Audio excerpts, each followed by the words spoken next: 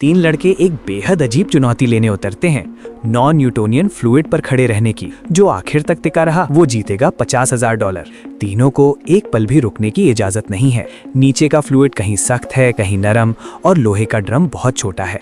जरा सी इम्बैलेंस और शरीर अंदर धंसने लगता है। ये एंड्योरेंस टेस्ट आसान नहीं है।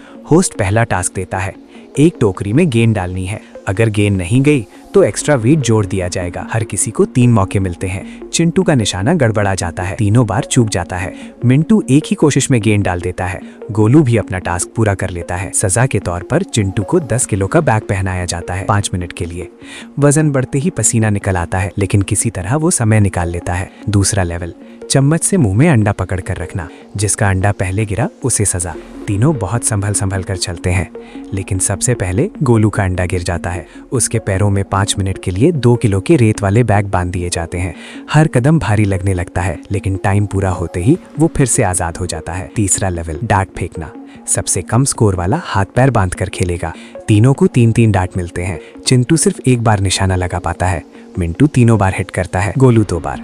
इस राउंड में चिंटू हार जाता है। होस्ट उसके हाथ और पैर कसकर बांध देता है। अब जरा सी हरकत में शरीर फ्लूइड में और धंसने लगता है। जितना ज्यादा छटपटाता है उतना ही फंसता जाता है। आखिरकार चिंटू हार मान लेता है और मुकाबले से बाहर हो जाता है।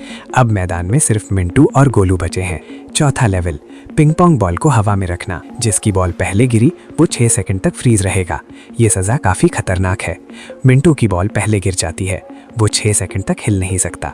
तेजी से नीचे धंसता है, लेकिन टाइम रहते फिर से हिलना शुरू कर देता है। किस्मत से वो ज्यादा गहराई तक नहीं जाता। इसके बाद अगला टास्क, बॉटल फ्लिप करना। जिसकी सफलता कम होगी उसे भारी चप्पल पहननी पड़ेगी। मिंटू सिर्फ एक बार सफल होता है, गोलू 2 बार।